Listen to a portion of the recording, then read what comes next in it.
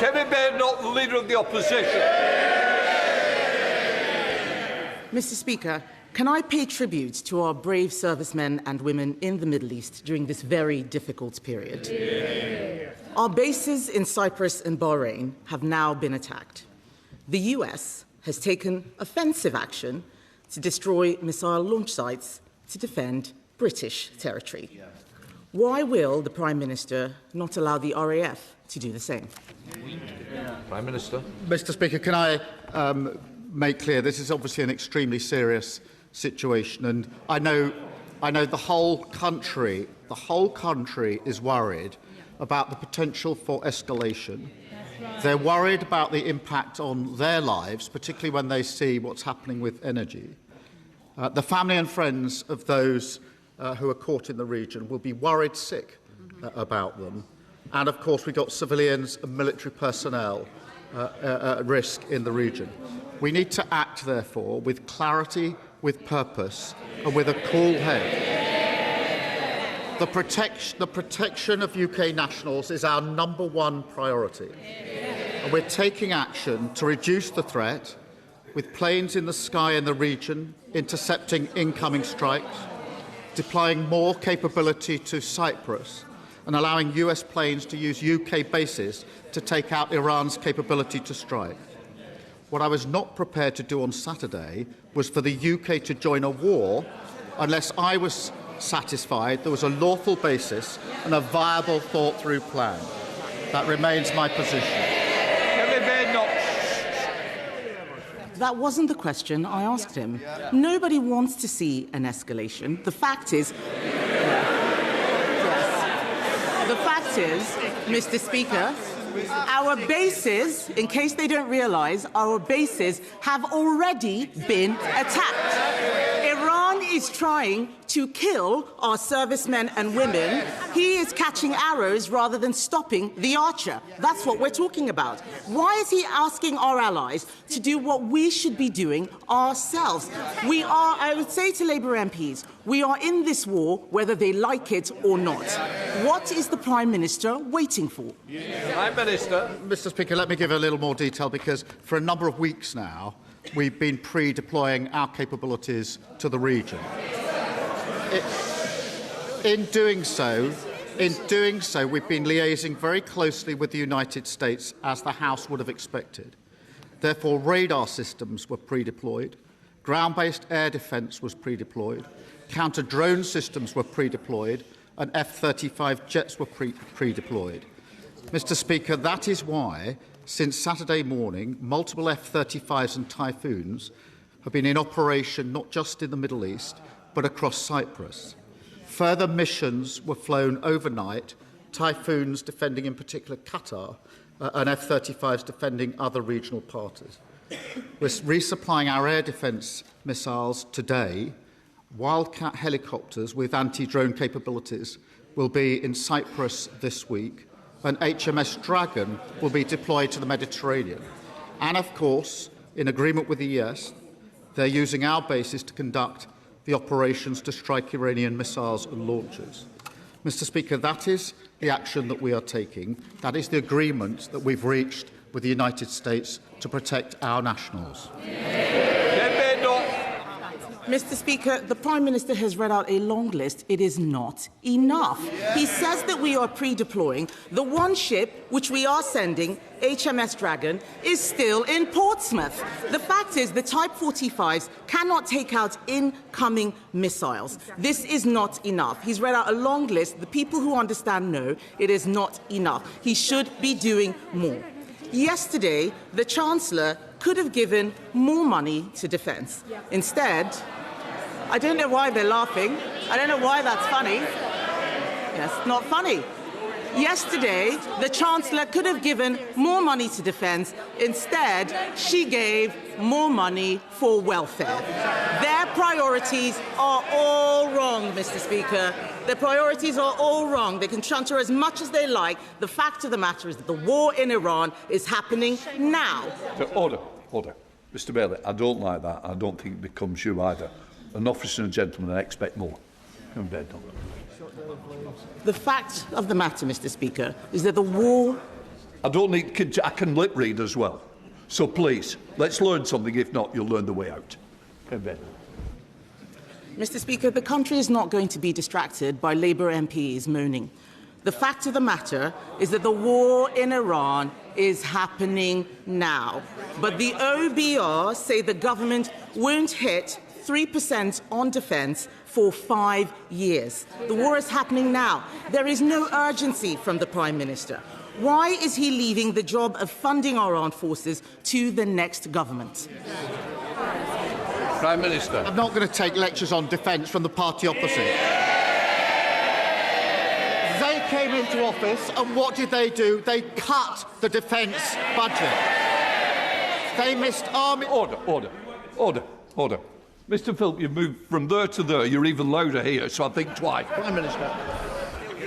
Not only did they cut the defence budget, they missed army recruitment targets every year for 14 years.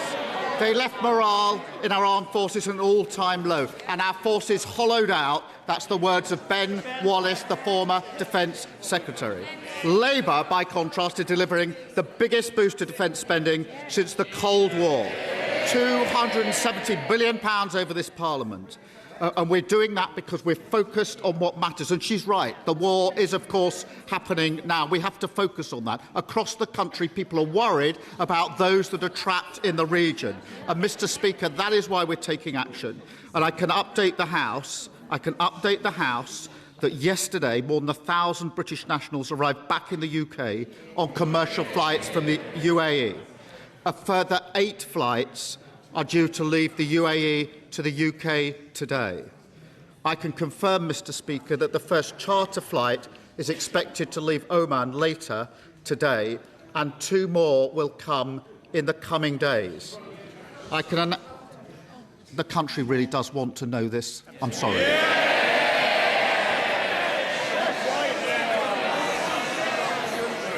Family and friends are worried sick about people who are caught out. I will not be put on. I can announce, Mr Speaker, we will lay on additional charter flights in coming days. British Airways are now laying on an extra flight from Oman, and the Foreign Secretary will have further discussions today. And can I urge all those in the House who have constituents who are caught in this to make sure that they do register their presence so we can do whatever we can to help them get home safely. Mr Speaker, I wasn't asking about evacuations. I was asking about defence spending. He needs to focus on the question he's being asked, not the statement that was prepared in the bunker. He stands there telling us that he's spending more money on defence. They're saying it.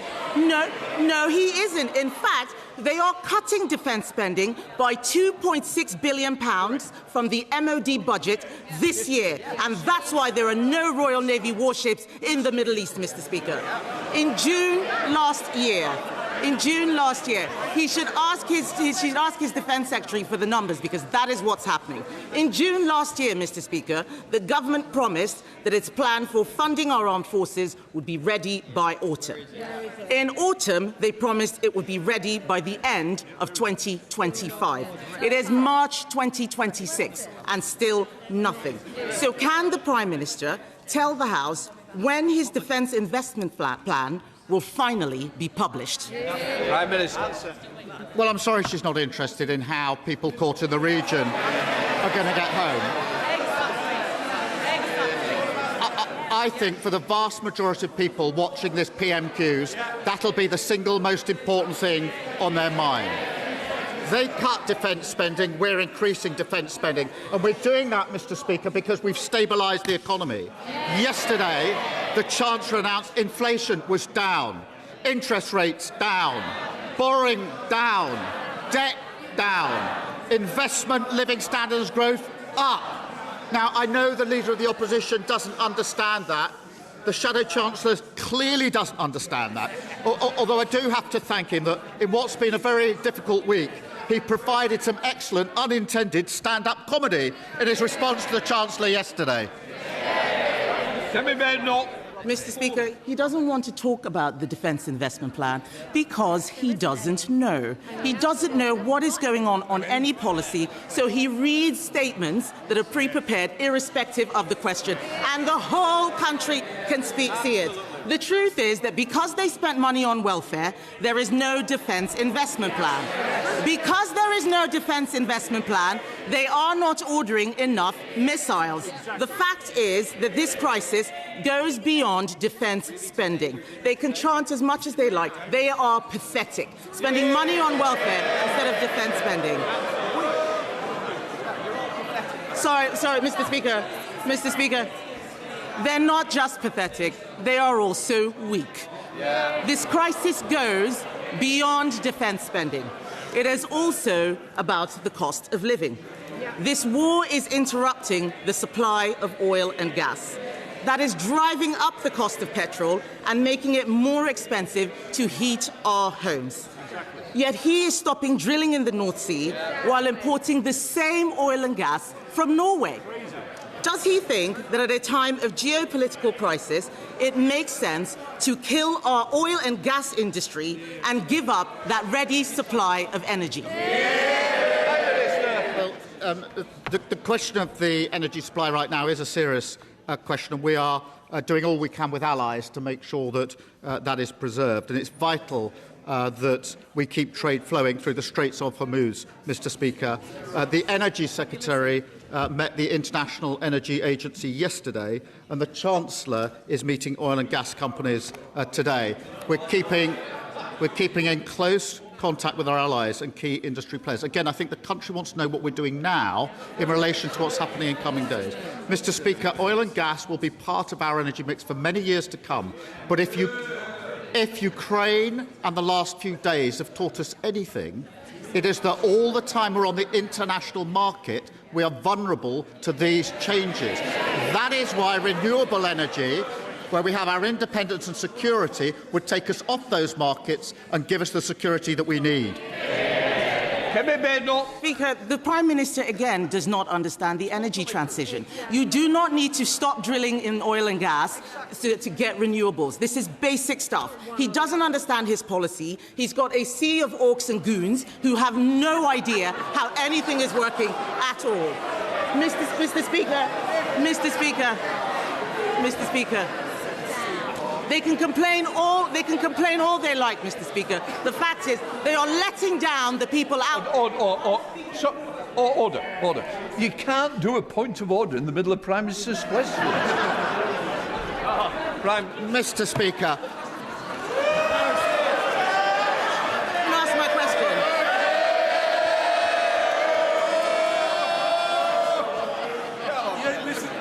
You don't listen to the questions anyway. Mr. Speaker, the situation in Iran shows this Prime Minister has the wrong priorities. When it comes to defence, it's someone else's job. When it comes to welfare, they find the money. When our bases are attacked, they call the lawyers. When our energy security is under threat, they stop drilling in the North Sea. Mr. Speaker, the truth is, Mr. Speaker, after last week's by-election, isn't the truth that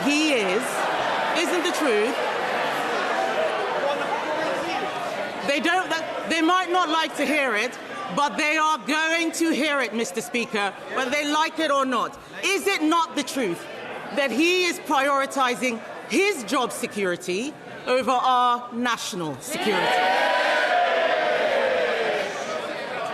Mr. Speaker, I spent the week protecting British lives and our national interest. Mr. Speaker, moments like this define a leader of the opposition. They can either step up, act in the national interest and show that they're fit to be Prime Minister, or they can expose their utter irrelevance. She has chosen the second.